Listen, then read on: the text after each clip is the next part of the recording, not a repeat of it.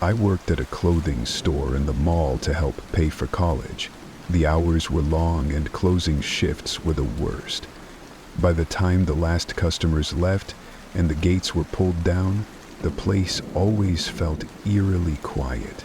It wasn't unusual for me to be one of the last employees to leave, especially on inventory nights. One Thursday, I stayed late to finish a shipment. The mall was practically deserted, with only a few lights dimly glowing in the wide corridors. As I was closing up, I thought I heard footsteps outside the gate.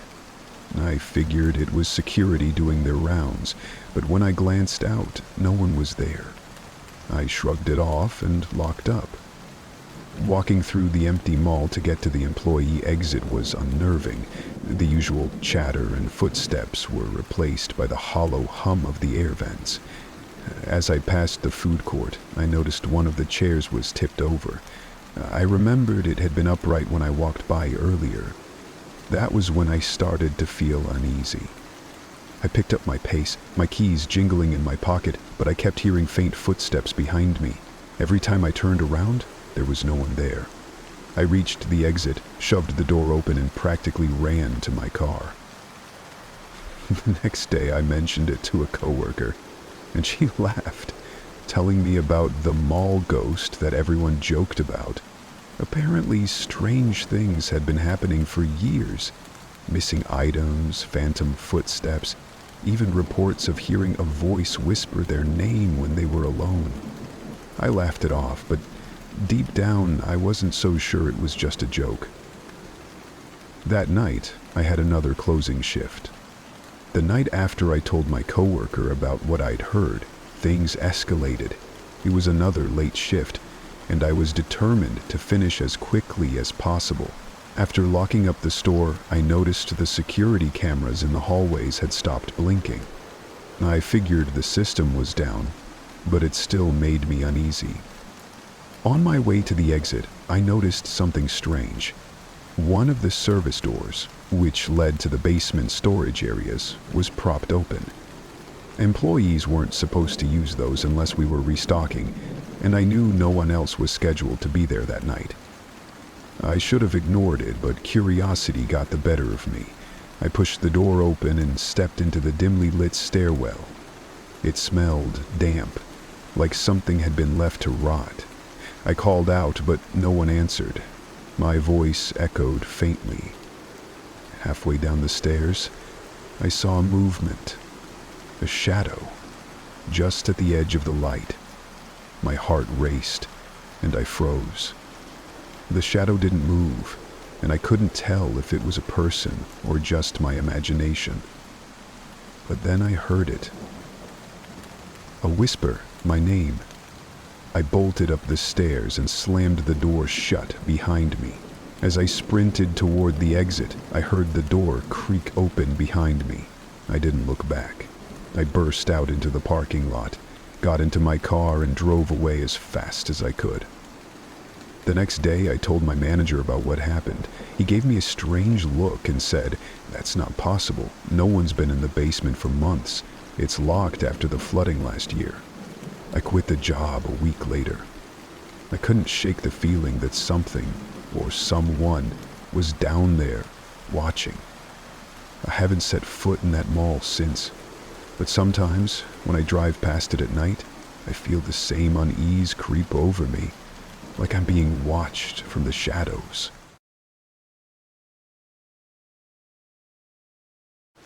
I took a part-time job as a janitor at the local mall.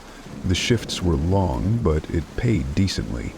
The mall had a certain charm during the day with the buzz of shoppers, but at night, when the gates rolled down and the lights dimmed, it became an entirely different place, empty and unsettling. My job involved cleaning the halls, restocking restroom supplies, and occasionally handling maintenance issues. One night, I was assigned to clean a section of the mall I wasn't familiar with, near the older wing. It was a stretch of hallway that had been closed for years. Most of the stores there were shuttered, but I'd heard rumors from coworkers about one old shop at the very end. They called it the Forgotten Store. According to them, it had been abandoned decades ago, but no one knew why. Some said they'd heard whispers near it late at night, while others claimed the lights inside flickered, even though it wasn't connected to the power grid anymore. I didn't believe any of it. To me, it was just a spooky story passed around to scare the new guy. That night, my supervisor asked me to sweep the hallway near the Forgotten Store. I didn't think much of it until I got there. The air felt heavy, and the silence was deafening.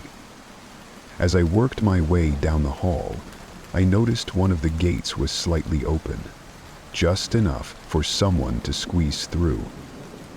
It was the Forgotten Store. I hesitated. Maybe another worker had been careless, or maybe someone had broken in. I peeked through the gap, but couldn't see much inside, just shadows and shelves. I decided to report it and turned to leave, but then I heard it. A soft, shuffling noise coming from inside the store. The sound stopped as quickly as it started, but my heart was racing. I told myself it was probably just a stray animal or an old ventilation system. But curiosity got the better of me. Against my better judgment, I squeezed through the gate and stepped inside. The store was eerily intact, as though someone had just abandoned it mid-shift years ago. Old price tags still hung from dusty racks, and a few mannequins stood silently in the corners. As I walked deeper into the store, I realized something strange. There were no footprints in the dust, not even mine. Suddenly I heard a faint click behind me. The gate had slammed shut. I rushed back, but it wouldn't budge. My breathing grew shallow as I heard faint whispers all around me, like multiple voices speaking at once, too low to understand. My flashlight flickered, and in the dim light, I thought I saw movement, shadows darting between the shelves. Panic set in, and I pounded on the gate, yelling for help. That's when I heard a voice, clear and calm, right behind me. You shouldn't have come here. I turned, but there was no one there. My flashlight flickered again and went out completely. I fumbled in the dark, my only focus on escaping. Then, just as suddenly as it had locked, the gate creaked open. I didn't wait to question it. I bolted out and didn't stop running until I reached the security office. When I explained what happened, the guards exchanged nervous glances. One of them finally spoke. The store's been sealed for years. No one goes in there, ever. I quit the job the next day. I don't know what I experienced in that store, but I can still hear the whispers when I think about it. And sometimes, when I'm near the mall at night, I get the distinct feeling that someone or something is watching me.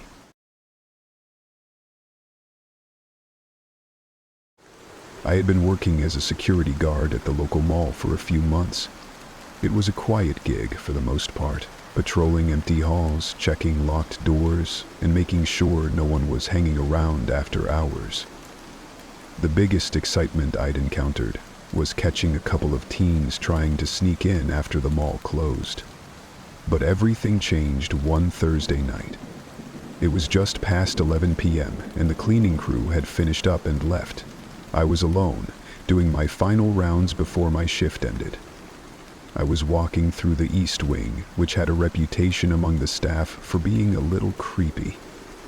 Some of the older guards joked about strange things happening there, lights flickering, weird noises, and other unexplained events. I figured it was just their way of making the job seem less boring. That night, though, I heard something I couldn't ignore. As I passed a row of shuttered stores, I heard faint music. It was coming from one of the closed shops. At first, I thought it was just my imagination, but as I walked closer, I could hear it clearly. It was an old, distorted melody, like something you'd hear from a broken music box. I checked my radio to see if anyone else was still in the building, but it was dead silent. The shop the sound was coming from had been closed for months, a small toy store that went out of business earlier that year. The gate was pulled down, and the lights inside were off. I tried to convince myself it was just a leftover sound from a speaker system, maybe a glitch, but when I leaned closer to the gate, the music stopped. That's when I heard the laugh. It was soft and short, almost like a child giggling. It came from deep inside the store. I froze, unsure of what to do. I called out, "Hello? Is someone in there?" No answer. I thought about calling the cops, but I didn't want to look like an idiot if it turned out to be nothing. I decided to check it out myself. I unlocked the gate and pushed it open, my flashlight in hand. The air inside felt heavier, almost stifling. The shelves were still lined with toys and games that no one had bothered to clear out after the store closed. Everything was covered in a thin layer of dust. I walked slowly, scanning the aisles for anything unusual. I was halfway through the store when I saw it, a small figure darting between the shelves. My stomach dropped. It was too fast for me to get a good look, but it was low to the ground, like a child running. My first instinct was to call out again, "Hey, you're not supposed to be here." My voice echoed through the store, but there was no reply. I moved toward the back, where the figure had disappeared. As I rounded the corner, I saw something that made my blood run cold. A single toy, a wind-up doll, spinning slowly on the floor. I hadn't seen it there before. It wasn't moving much, but it was enough to make a faint clicking noise with each turn. I felt a cold draft and turned to see the front gate slamming shut. I ran toward it, but it wouldn't budge. My flashlight flickered, and the store went completely dark. That's when the giggling started again, this time all around me. It wasn't just one voice. It was several, overlapping and echoing.